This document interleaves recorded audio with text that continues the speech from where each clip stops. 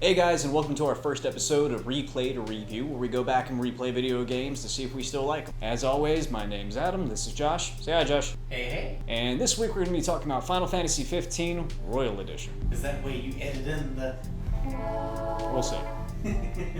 I've done it before, it never looks good. And since this is Replay to Review, we are under the assumption you've either already played the game or don't care about what happens. So here is a massive spoiler warning. Don't bother me about that. Now, it's hard to talk about this game and not address its infamous development cycle. After 7 years in development as a PS3 game, Final Fantasy Versus 13 was rebranded to be Final Fantasy 15, the next big installment in the Final Fantasy saga. Now, the game finally came out November 29th, 2016, and it would take about 2 more years to finish the game. Now, when the game originally came out, I loved it. I spent the entire month that it first came out doing nothing but playing that game. I would work, come home, and play, go to sleep, go to work, repeat. So now that the Royal Edition is complete, and there are no plans for any other DLC, we're going to see what's changed. Some of my biggest complaints about the game are the combat's not particularly nuanced, the story is very choppy and only feels more rushed the closer you get to the end, and then everything about Chapter 13. Everything about it. They take away your powers, they take away your party, they give you a weak-ass ring that lets you get slapped around by demons that are weak enough that you should be able to backhand them to death. So what does the Royal Edition have that addresses all these complaints?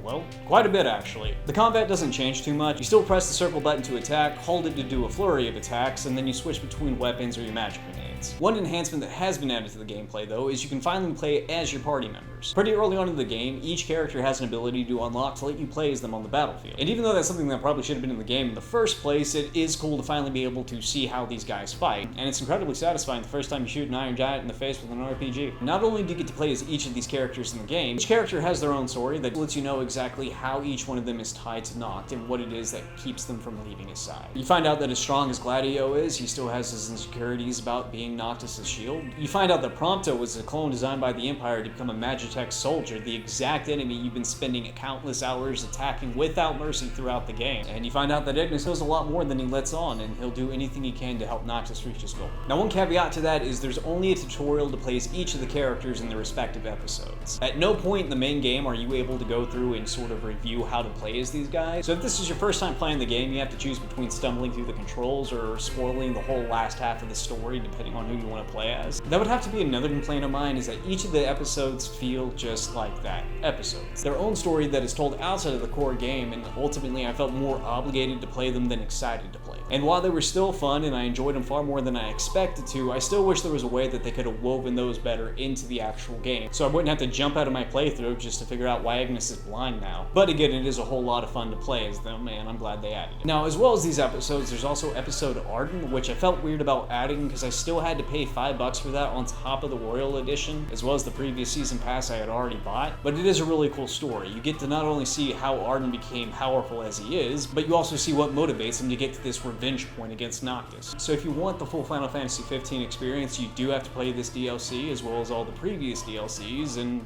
watch 2 animes and read a book.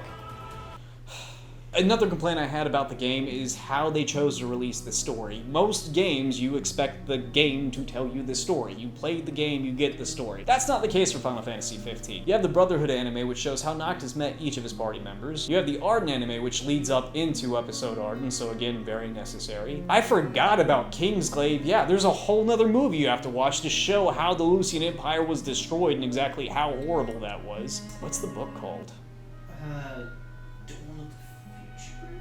I think that's right. Which I'm not entirely certain is canon or not. It's supposed to be a compendium of all the stories that they were supposed to release with more DLCs, until Hajime Tabata decided to leave Square Enix, and then all future plans for Final Fantasy 15 were canned. Now, the anime is at least free. You can at least go watch the series on YouTube. The movie came with the deluxe edition of the game, so if you have that, you have the movie. But yeah, the fact that I had to turn into a Final Fantasy 15 historian just to figure out exactly what happened in the game is a massive flaw on Square Enix's part. Now, in addition to the combat features and the story features, they also added a new way to explore Eos. One complaint about your main mode of transportation in the game, the Regalia, was that it was incredibly slow, and if you've ever driven a car in a game before, it does not control like that. Seriously, it's like trying to move a sailboat through a lake of mac and cheese. But now there is a new mission from City that lets you unlock the Regalia Type D, which is essentially a monster truck, and you can finally drive that bastard off-road and explore this place the way you want it to. And as gimmicky as that sounds, it actually makes the game a whole lot more fun. There's just something about the safari-like experience. Driving through the wilderness, deserts, forests, as you can see the wildlife coming racing beside you, or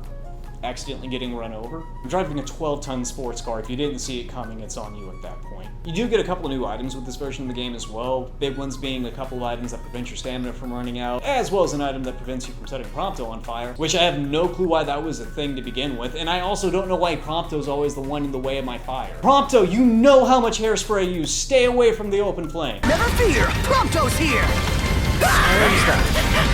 But probably the biggest one is the Ragnarok sword. If you choose to use this sword, it is probably the only sword you're going to use throughout the entire game. It is by far stronger than anything you get for the majority of the game, and it also increases your warp strike damage, so if you got tired of pressing circle the entire time, you can now press triangle a whole bunch. You also get a Magitech booster armor, which is basically an invincibility armor that for 30 minutes out of every day, you take no damage. But honestly, the combat in the game is at no point difficult enough to warrant using it, but if you want to go God mode for a second, have fun. And as much as I enjoyed playing the game, there is still one glaring flaw: the price. Holy shit, how much money have I spent on this game? Much as I hate to do this to you, let's do some quick math. So I spent $89.99 for the deluxe version of the game. I also spent $29.99 for the season pass. I then spent another $18 for the Royal Edition DLC, and then I spent another $5 for the Arden DLC. You add that all together, and it equals too goddamn much money for a single story that's only sort of satisfying. Okay, it sounds like I'm pulling this game through the ringer, but if I'm gonna talk about how much I enjoyed this game, I have to be honest about where the game is lacking. Now, as for how I felt about the story going through it again, I have two different perspectives on it. Perspective number one is the perspective that this game has been worked on so much since its original release, I'm having trouble telling what parts of it are new and what parts are old. Perspective number two is the perspective that I no longer have expectations for this game. I already know exactly what's happening in the story. I haven't built up to what it's supposed to be or where it's supposed to go in my head. I can just go along for the ride and enjoy what I take. The first time I played it, the story kind of turned me off just because of how dark it was. Especially in the latter half of the game when everything just goes to absolute shit. When you get to chapter 6 and you head towards Altissia, I had it in my head that the world was going to open up, get bigger, and get bright. That's not the case at all. The rest of the game is pretty much just a series of dungeons and corridors until finally you get to the boss fight out of nowhere and the game ends. Now, Square Enix seems to have heard these criticisms and addressed them. Not only does chapter 13 suck considerably less, but the entire final chapter of the game actually has substance to it. Let's go ahead and address chapter 13. It's still a slag. It's still a dungeon. It's probably still the weakest part of the game, but now the Ring of Lucii is a lot more effective, so as you're fighting these goblins, you're able to actually kill them now. Now, if you don't even want to deal with that part, you can play through the entire chapter as Ignis and Gladio, but then you miss out on the tutorial for the Ring of the Lucii.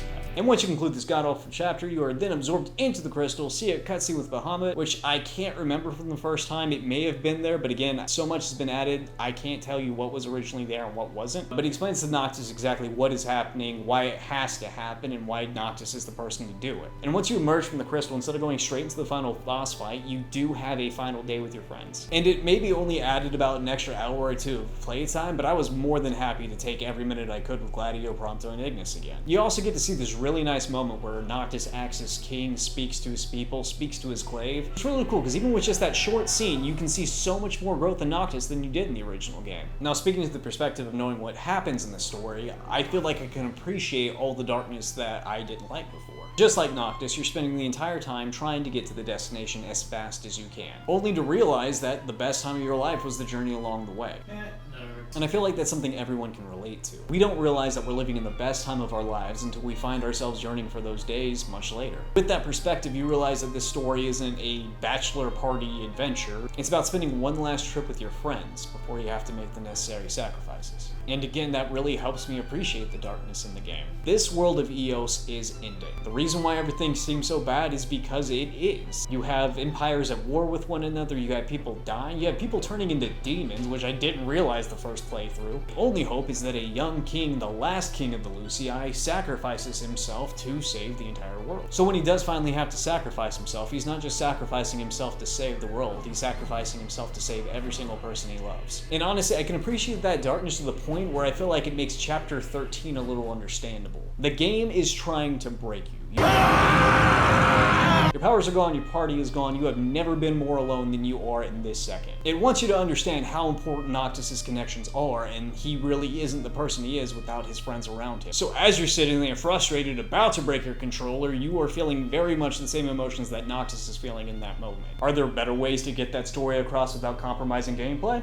Absolutely. But I can see why they went with this choice. But ultimately, playing through Final Fantasy XV Royal Edition made me love the game more. I enjoyed the sort of leisurely pace to it. In that sense, it's kind of relaxing. But with the extra pieces they added to the game, it does feel much more like a complete game. Still fractured here and there, but far more complete than it was before. The combat is a lot more fun and experimental. You can play around with a few more things. Exploration has been completely reinvented, so you can properly drive through this beautiful world. And even though it takes a lot of work to find, the story is really good, and I feel like it holds its own as a Final Fantasy game. If you haven't played it yet, or you've been wanting to play it again, I wholeheartedly recommend playing Final Fantasy 15 Royal Edition. If you're really into open world RPGs with hack and slash combat and the prettiest boy group this side of K-pop, this game's for you. Now, those have been my thoughts, but I am very curious about your thoughts. If you agree with me, fantastic, and if not, let's fight about it. Thanks for coming back. I hope you guys like the new show, and while you guys are here, go ahead and let us know what other games you'd like to see us play. Between Josh and I, we got a pretty extensive library of games to fall back on and replay, so nothing really should be off limits. Don't look at my Steam library. Outside of that, I hope you guys are having a great day. We'll see you guys around, but not really, because we're inside a box, and we'll see you guys next week. So bye, Josh. Bye-bye.